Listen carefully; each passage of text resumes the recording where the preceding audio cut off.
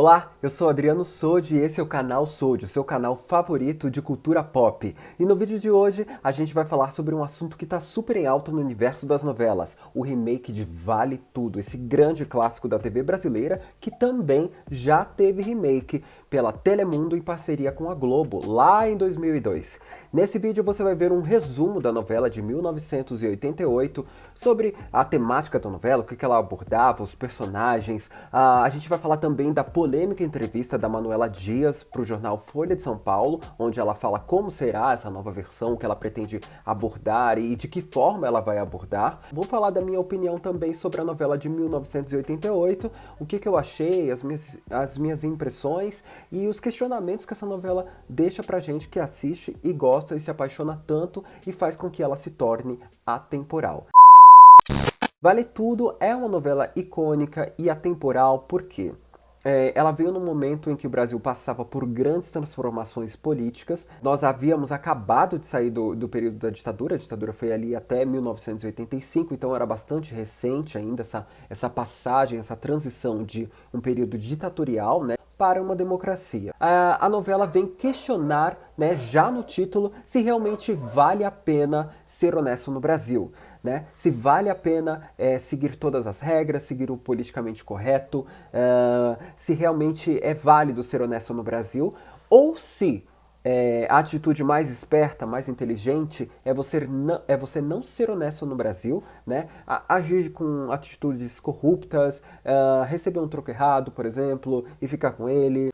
Pedir alguns favores para alguém que você conhece na política, em alguma outra esfera social que você conheça, e você vai lá, pede um favorzinho, pede um cargo, pede um dinheiro, vende o seu voto, né?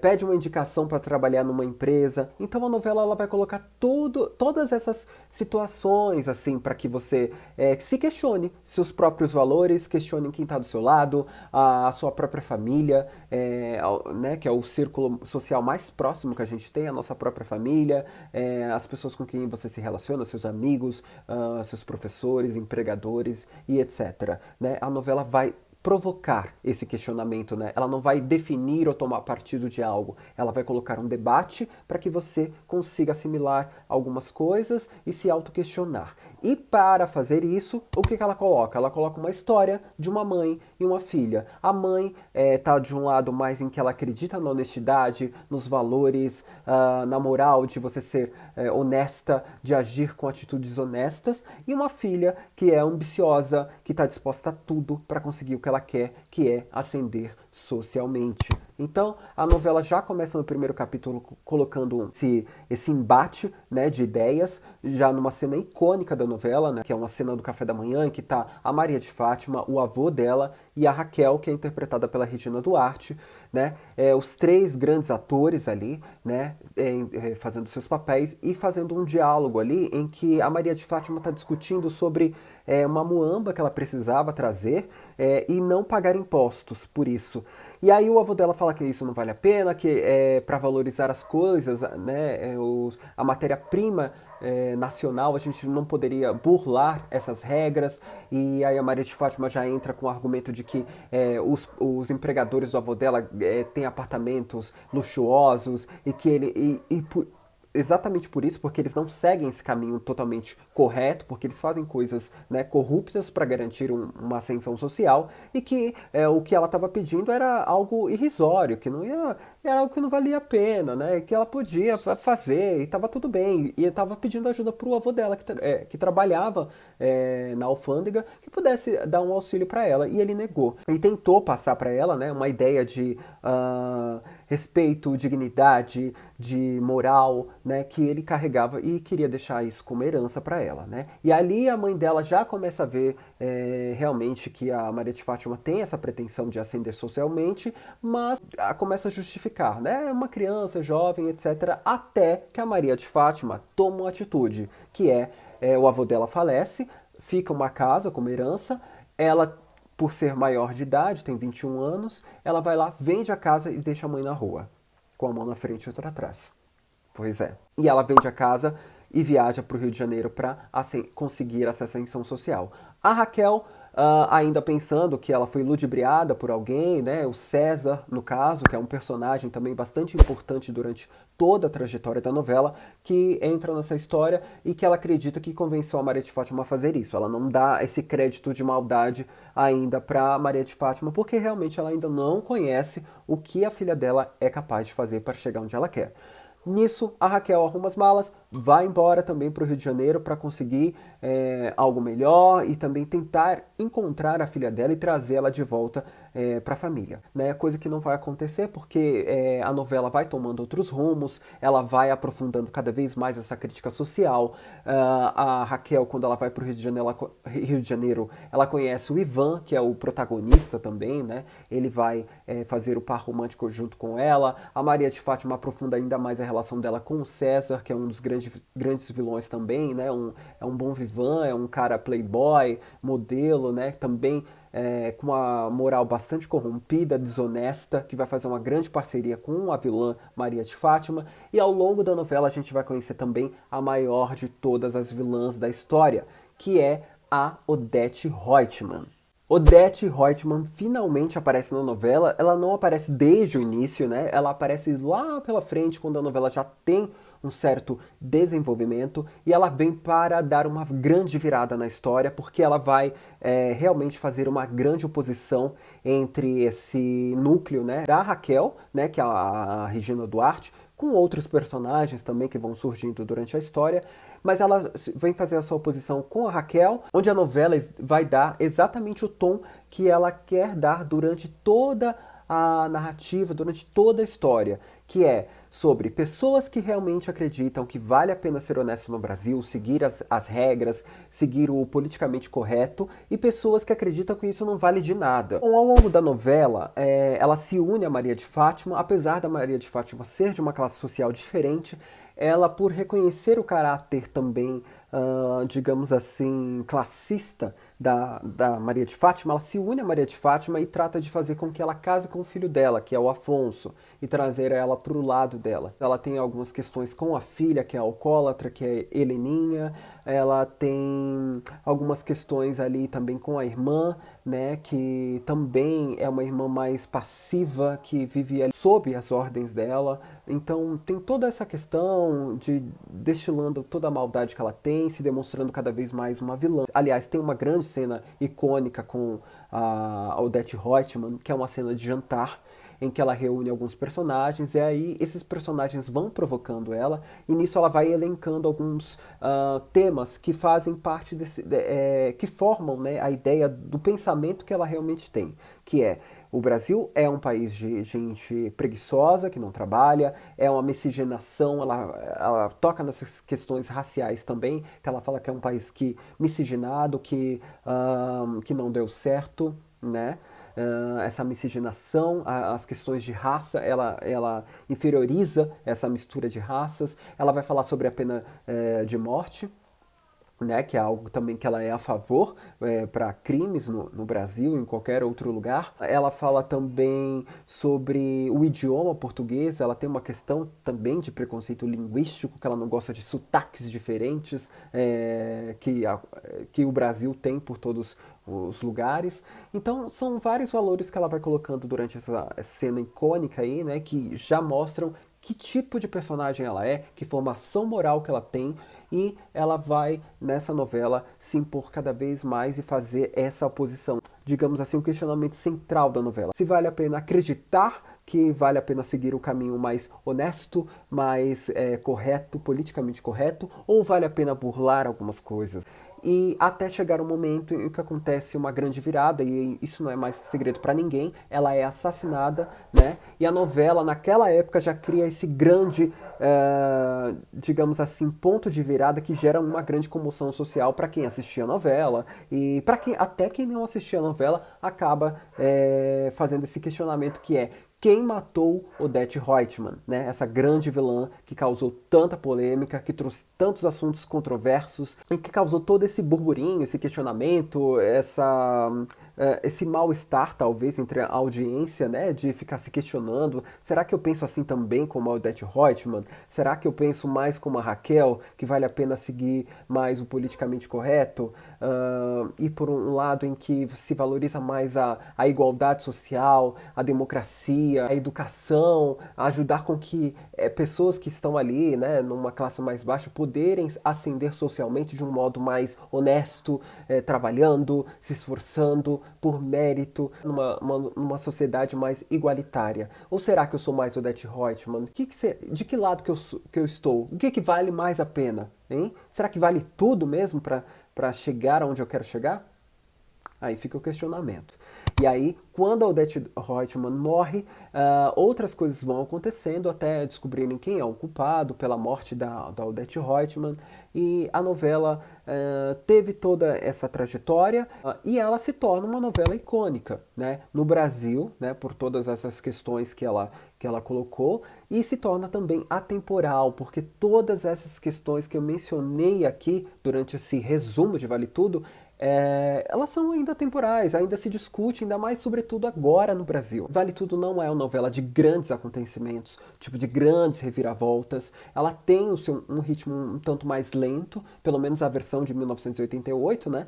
Ela tem um ritmo mais lento, a riqueza dela está nos detalhes da questão dos diálogos. Né? Os diálogos são muito importantes. Os diálogos estão ali para provocar. Não é um grande acontecimento, uma cena de ação, de luta que vai te chamar a atenção. A riqueza de Vale Tudo está exatamente nisso, né?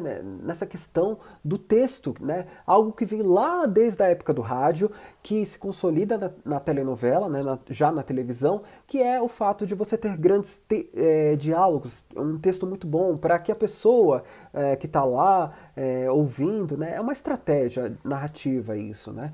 Fazendo outra coisa, na cozinha, etc., ela consegue ouvir e se sentir provocada, se sentir que ela está acompanhando aquela história, que ela está vendo que existe ali um conflito. Então, a novela não vai por aí nessa questão de grandes acontecimentos, grandes reviravoltas, grandes cenas de ação, cenas muito, digamos assim, elaboradas.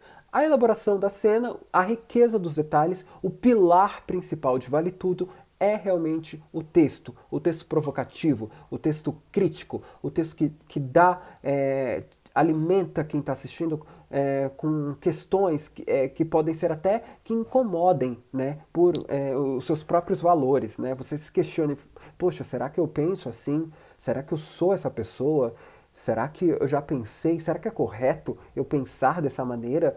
Talvez seja, talvez não seja. Você se questiona. Isso é brilhante, isso é muito brilhante. E é isso que torna Vale Tudo tão rica em vários detalhes, né?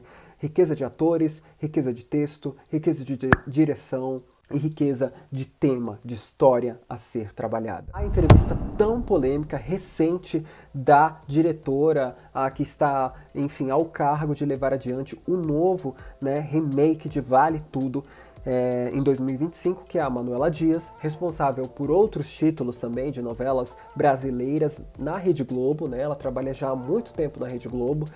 E as críticas que foram levantadas depois dessa entrevista, principalmente, já havia críticas antes a esse remake, mas essa entrevista, né, da Manuela Dias ao jornal Folha de São Paulo levantou ainda mais críticas negativas em relação a esse novo remake de Vale Tudo. Algo que me chamou bastante atenção foi a Manuela Dias falar que hoje, naquela época, aliás, né, nos anos 80, era moda falar mal do Brasil de forma bastante pejorativa, de que aquilo era normalizado, que era uma questão de, digamos assim, de costume mesmo, né? Falar mal do Brasil, da boca para fora, como se fosse uma coisa de senso comum. Pode até ser que seja verdade um pouco disso, mas a gente há de convir que muitas críticas que são feitas ao Brasil naquela época não são só da boca para fora, não são só porque é um modismo. A gente sabe que existem questões sociais que fazem com que o povo questione, se revolte, fale mal do Brasil, por diversas situações. Não é uma questão de modismo, não é uma questão de senso comum. A gente está vivendo ainda um país com grandes conflitos políticos e sociais, com grandes mudanças, especialmente depois da pandemia, dessa divisão em que o país se encontra, né, entre direita e esquerda. Sabe? Você não consegue ter uma conversa de bar que faça com que tudo fique em paz. Se você está ali também na companhia de pessoas que pensam de forma diferente. Pode sair até briga, né? A gente sabe hoje em dia. Você vestir a camiseta de um partido, sair na rua, né? Seja de direita ou de esquerda, você pode arrumar confusão. Né? Você mencionar, tem certas coisas que você tem que mencionar abaixo, sabe? Ah, eu votei em fulano, sabe?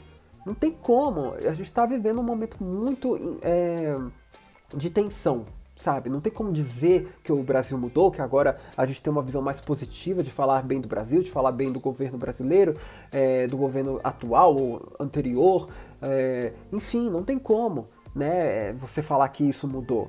Muito pelo contrário, eu acho que agora a situação está cada vez mais intensa e a novela poder aproveitar um pouco disso é interessante. Você descartar aí já não torna nada interessante. Porque o cerne da novela mesmo, de Vale Tudo, lá daquela época, dos anos 80, a versão original, era exatamente isso, a provocação, o questionamento. Né? Você se auto-questionar não é tomar partido de nada, é você poder questionar, de tornar a novela assunto de viagem de ônibus, de ponto de ônibus, de escola, de trabalho, de uma série de coisas, né? A novela conseguir penetrar essa camada social.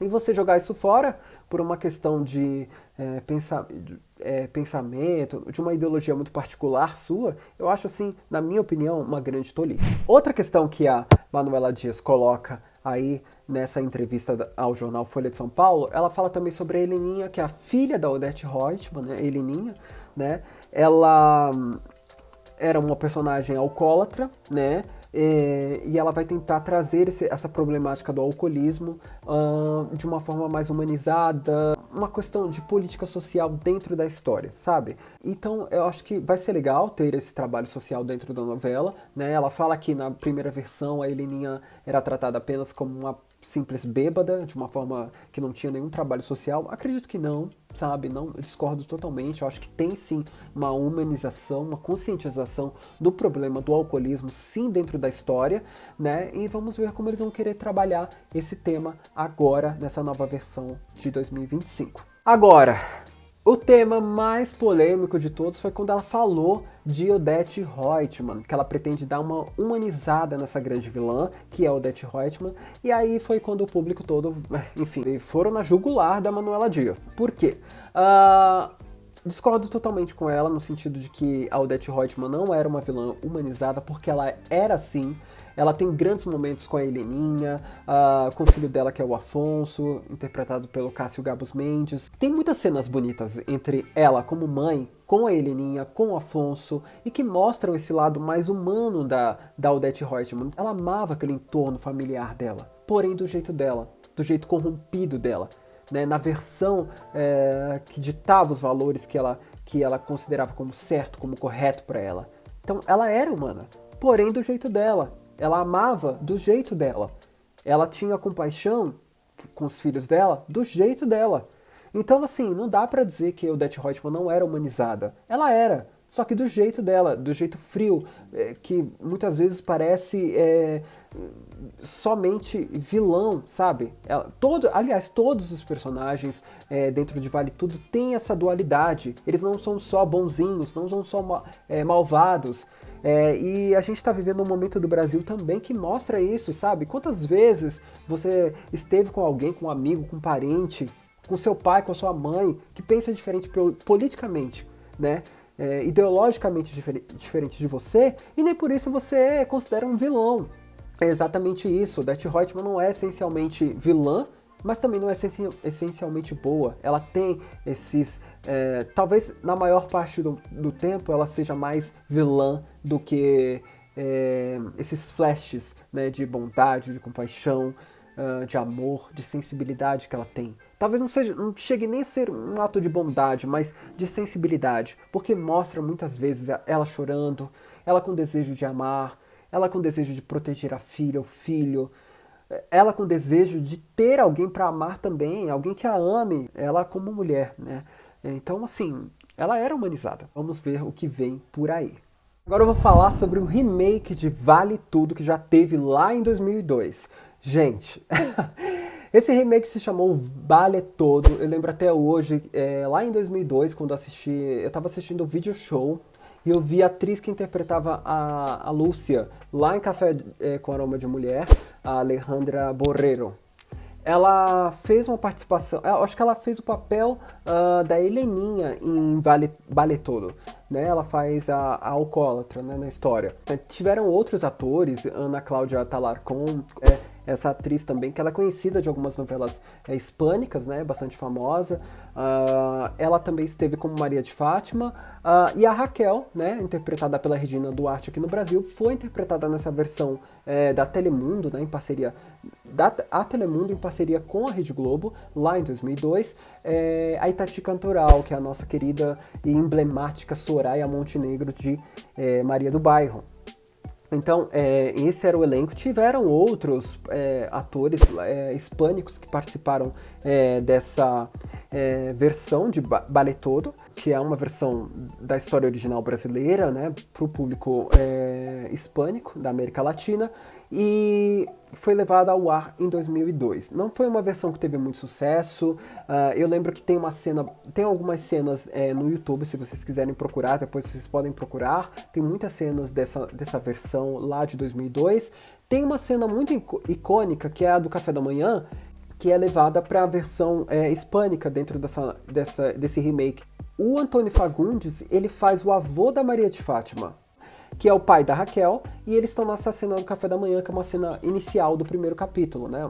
Uma das cenas iniciais ali do primeiro capítulo, né? Que marca muito essa estreia de Vale Tudo. Assim, não cheguei a assistir essa versão, acho que essa versão nem sei se realmente chegou ao fim, se ela foi cancelada, não me lembro. Eu lembro que os atores vieram ao Brasil, muitas cenas foram gravadas aqui no Rio de Janeiro, no Brasil. Eu lembro de alguns flashes, assim, dessa reportagem no video show, quando eles fizeram a reportagem sobre a versão original de Vale Tudo, e depois fizeram uma reportagem sobre os atores que iriam interpretar os personagens dessa nova versão, chamada Vale Todo. Vou comentar mais sobre o remake de Vale Tudo, Vale Tudo, né? O remake chamado Vale Todo, já numa live que vem por aí. Espero que tudo dê certo. Estou negociando aí uma live especial com alguém muito especial também, que fala aqui do YouTube, que fala muito sobre novelas hispânicas, latinas, mexicanas, fala sobre diversos temas, fala também sobre novelas brasileiras.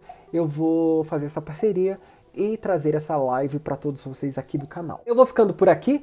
Deixem o seu like e se inscrevam no canal se você ainda não é inscrito ou inscrita, e também me sigam lá no Instagram para a gente trocar mais algumas ideias. É @AdrianoSode. Então, até o próximo vídeo ou live ou qualquer conteúdo que eu coloque aqui no canal, para que vocês possam aproveitar um pouco mais desse assunto que envolve tanto a gente, que é a cultura pop, que é o mundo das novelas, e aí a gente vai poder trocar mais algumas ideias também nos comentários. Não deixem de comentar. Até lá!